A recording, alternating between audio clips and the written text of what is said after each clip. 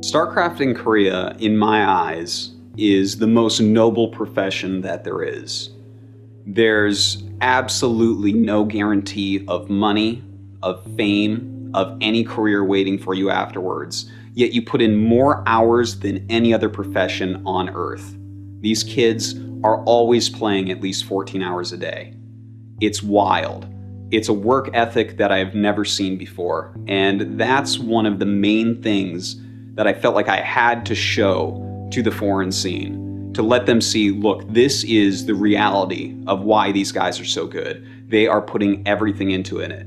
And at the same time, for the Koreans themselves, I felt like they deserved to have the world know, even though some of these guys would never make it. I wanted people to know that, you know what, if you were a StarCraft pro gamer, you worked so hard, you were so dedicated. Whether you made money or not, this was a beautiful thing that you devoted your life to for some amount of years. I think one of the reasons why Dan and me work well together is because we were so goddamn poor and so desperate to stay in Korea that we had to start thinking about how to survive and how to make anything work. I mean, anything. We had to get this thing to work. So, there was a lot of talk about, we can make money doing this, or I can blog here, or do all sorts of things. And then we're like, all right, well, when the game comes out, we both are comfortable in front of cameras. We got to cast. So we got to make that work. When I finally got the opportunity to come to Korea after 8 years of struggling to make some sort of career for myself, there was no going back. Everyone had told me, this isn't going to happen, this isn't real, you're lying to yourself, you're putting off real life. Failure was absolutely not an option. They actually had a lot of confidence. When the StarCraft 2 launches, we'll make a lot of money. They kept on telling me, like, okay, I'll believe you, They were very confident, and they knew what they were doing. Although they were poor, but they always didn't lose their hopes and stuff like that, Back when I first started casting with Dan, early on, we were both so poor, we were basically trying to find places and convince them to host tournaments online. They would then pay us to cast. And I remember at one point in time, we agreed to do a tournament online, an online Filipino tournament, not the one that we hosted in Manila. I remember being paid like maybe $200 to do a bunch of stuff. And I mean, granted, that is money, but I was like, oh man, I gotta pay rent. We were basically trying to figure out, anyway, can we blog, can we do this? How can we stay here in Korea and pay our rent? When StarCraft 2 came around, Nick jumped right back into it. He wasn't the sort of person to go, well, this is stupid, what am I doing in Korea? Well, let me take my funds and get in a plane and go back to America and finish my degree and give up on esports. No, Nick was like, no, you know what? I like Korea, I've figured it out, I can make this work. The Handsome Nerd is still supporting me some. Some of the odd jobs I'm doing are still supporting me some. And when StarCraft 2 comes out, I know I'll be able to nail it. All I have to do is really study StarCraft 2 well and make sure I do a good job. We talked a lot about casting and how, it can be difficult to have good chemistry with another broadcaster. I mean, it's live unscripted TV for hours. And we decided that, well, we have pretty good chemistry off camera. Why don't we just only broadcast together as much as humanly possible? Yeah, and that was our attitude going into StarCraft 2 when we were doing StarCraft 1, is that we have to just try to make, speaking from a business standpoint, the best possible product. The best thing about Nick and Dan was that they said, hey, we're two of the best, let's work together. It was almost like having LeBron James, Dwayne Wade, and Kobe Bryant arguing for basketball supremacy, and LeBron James saying to Dwayne Wade, hey, why don't we just play on the same team and Kobe can play with whoever he wants to, and no one's gonna be able to beat us. And that's exactly what happened with Nick and Dan. You have two of the greatest casters of the time, you put them on the same team, it's kind of unfair.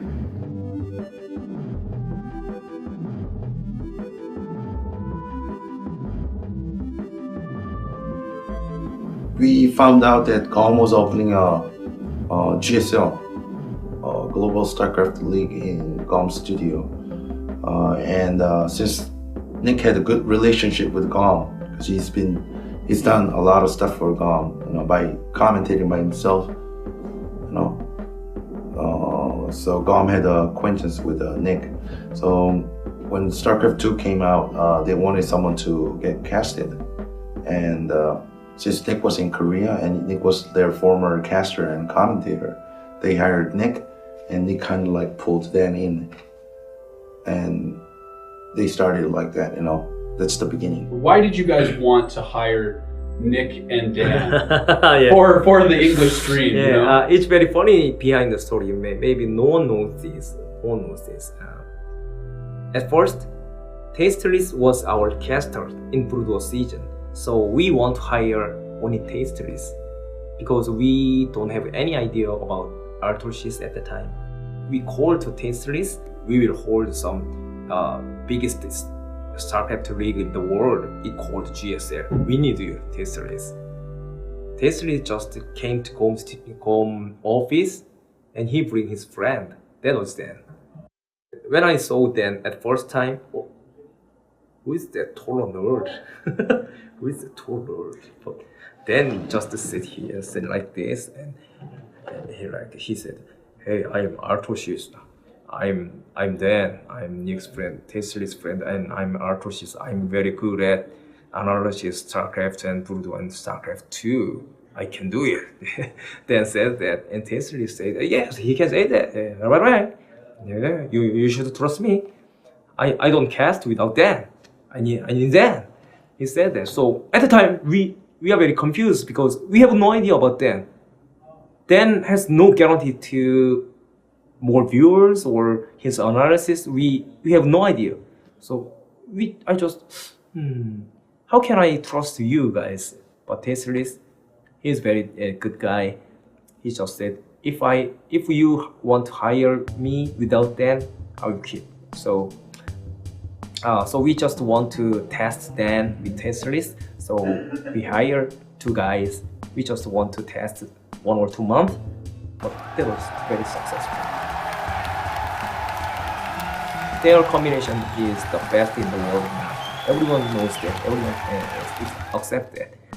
And Dan is now most analytic casters in the world. Yes, no doubt about that.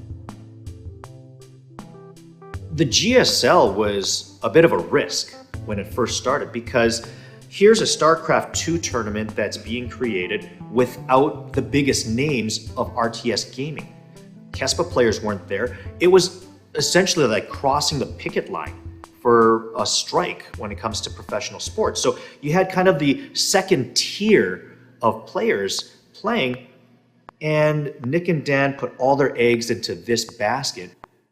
Going into the first cast that Nick and I had together, we were pretty sure that people were really going to like it. We were the 2 most popular commentators at the time. We both lived in Korea. We were good friends. We made a lot of jokes together, got along very well. And during the cast, it felt very natural, felt very good. After the cast, it had really good feedback. But I think most importantly, as to why the relationship continued to grow and flourish, is that we could be real with each other and talk to each other about how the cast went. It wasn't just the fact that we were the 2 most popular casters and people really liked it, and then, well, of course we should stay together then. I think it was more for us that we got along and we could both give and take criticism very well from each other. They were the secret weapon, you see, because when it came to Kespa and the Korean leagues, they weren't broadcast in English.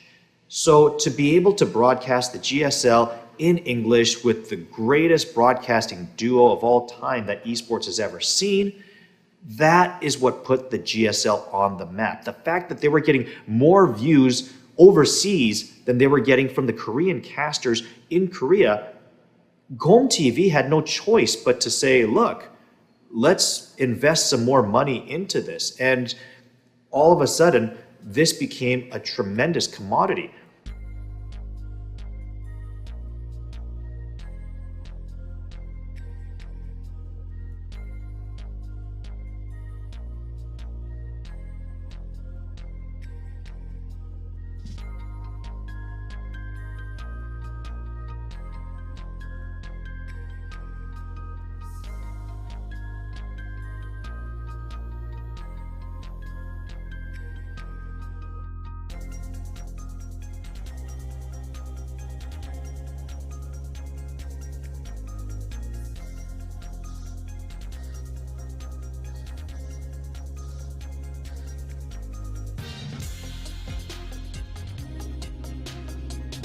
Nick and Dan, they have set the formula.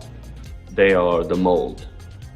Particularly Tasteless, he was a forerunner in Korea, whereas Artosis is perhaps the most knowledgeable guy in the game, about the game.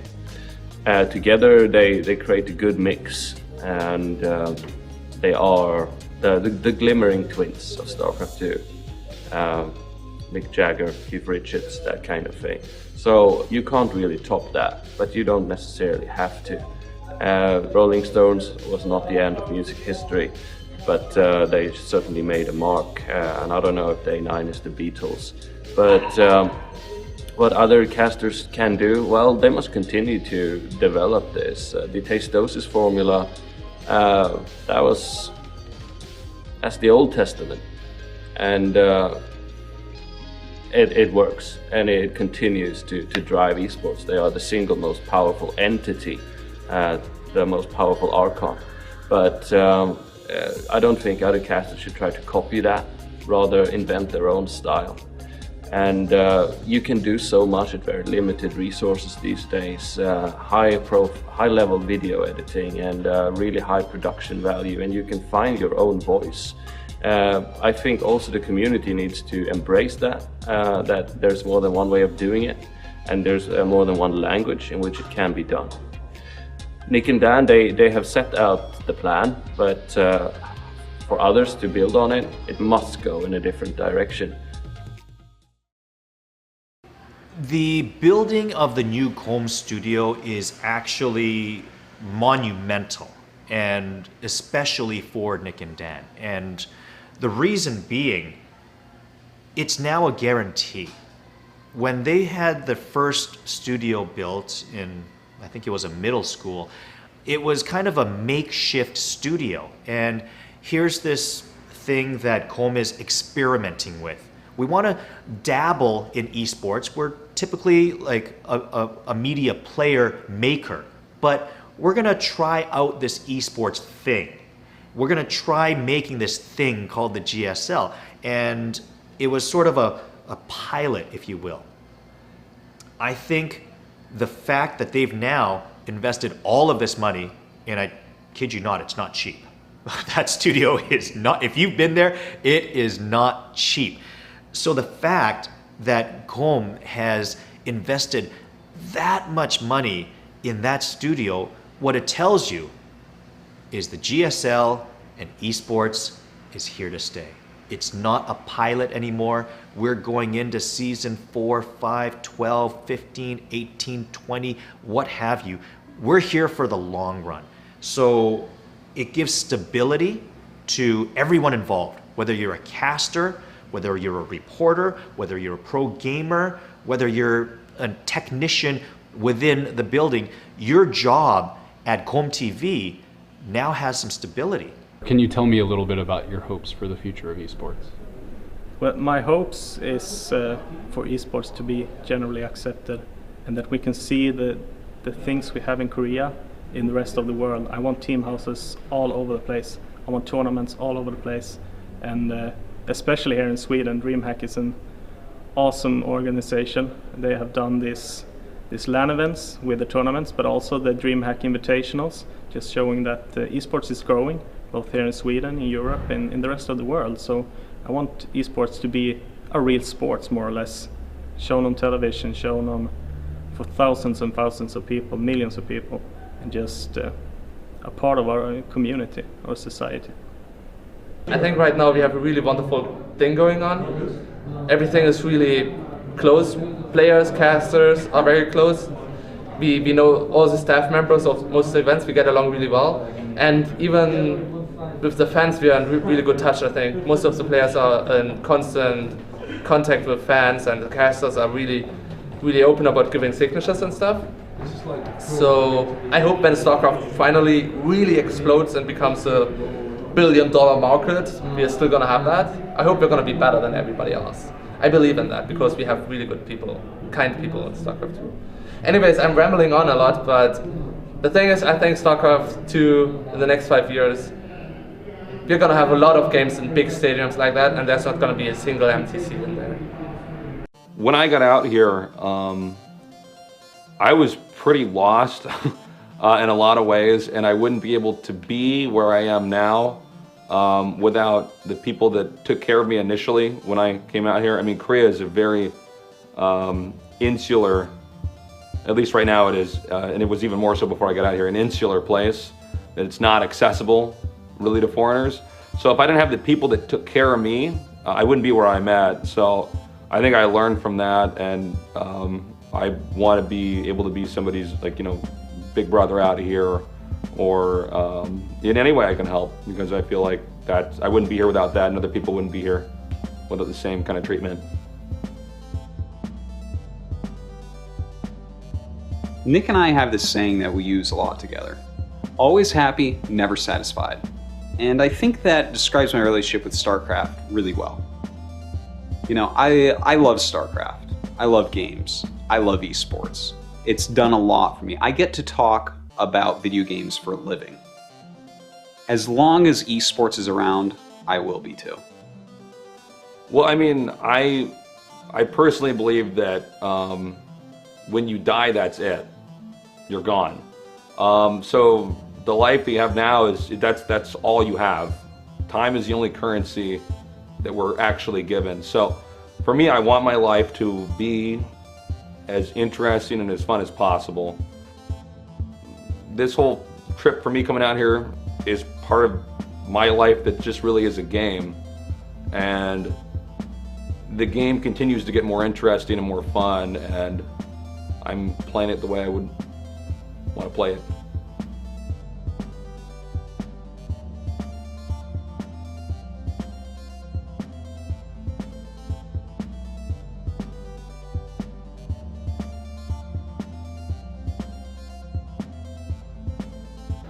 Special thank you to Mike Altman, who is actually, I believe, is funded 17 films now.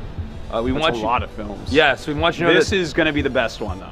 We want you to know that Jeff has stolen all the money, and this thing is not going to be finished.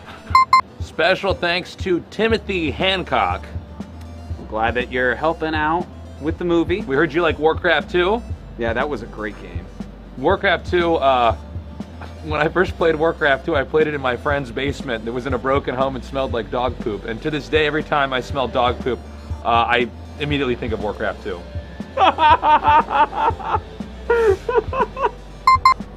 Brenton Rice, this is the type of clothing that you wear when you go to the palace. No, go clubbing at the palace. Special thanks to Special thanks to Brenton Rice, who is actually the younger brother of the director. That's awesome. I want you to know, now that this film's out, you are the least favorite son of the family. That's so good. Toby Sherman, what can I say about this man? Our agent. What the fuck is this guy doing representing us, man? This guy owned the biggest fucking strip club in Miami, man. And he decided to represent us? You gave up naked ladies nonstop, Toby. For us. I don't know how we fucking tricked you into doing this. Special thanks to some guy named Kim Ram. That's a guy's name? Apparently, man. It sounds like a hot girl's name, but I've never heard I don't know. I hear he's like really important in esports, but when you look at the guy, I mean, he's got a fucking tattoo on his neck. It looks like he works at Guitar Center or some shit. Like, but thank you for whatever you did to help this film get finished.